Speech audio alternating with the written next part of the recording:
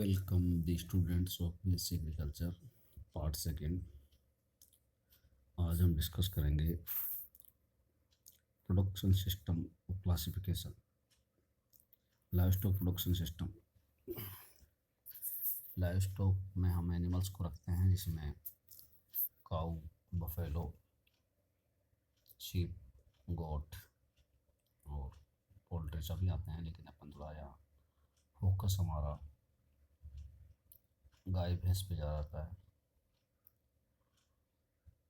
अपनी Indian condition में ये देखा गया है कि कोई भी फार्मर जो क्रॉप प्रोडक्शन करता है यानी खेती करता है तो उसके साथ में दूध वाले जानवर भी पालता है। गाय भैंस भेड़ बकरी को अक्सर पालता है, जिससे कि उसके खेती के बाई प्रोडक्ट हैं जैसे कड़बी है, भूसा है, वो उसका उपयोग हो सके, उसके चारे का उपयोग हो।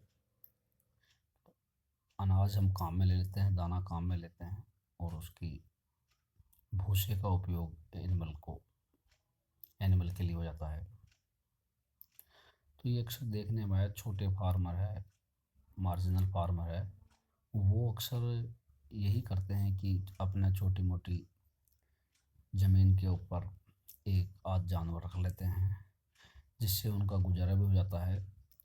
और अगर दूध ज़्यादा होता है तो वो मार्केट में बेच के अपना आर्थिक रूप से अपना स्टैंडर्ड ऑफ लिविंग बढ़ा सकते हैं।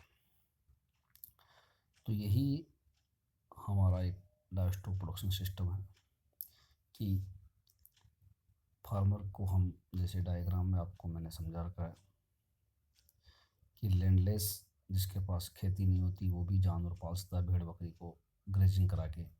लेकिन अब ग्रेजिंग की समस्या ये आ रही है कि बच्चे ही नहीं है पास्चर।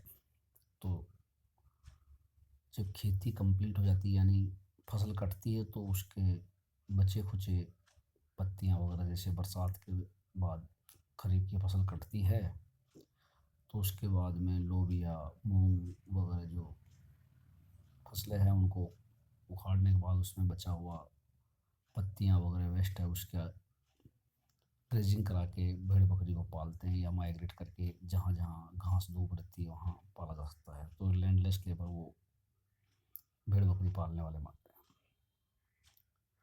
हैं। ग्रास लैंड बेस्ड है, यानी जहाँ खूब अच्छी इरिगेशन फैसिलिटी है वहाँ पर चारे दाने उगा करके और हम एनिमल को पालते हैं। रेन फेड कंडीशन वो है जहाँ कम बरसात होती है तो खेती के साथ एनिमल को रखते हैं, और वहाँ बाजरा वगैरह, ज्वार बाजरा बो करके उसके दाने का अपने खाने में उपयोग कर लिया, और भूसे का उपयोग एनिमल के लिए करते हैं। और इरीगेटेड में हम खेती पे भी पूरा फोकस होता है, और उसके साथ में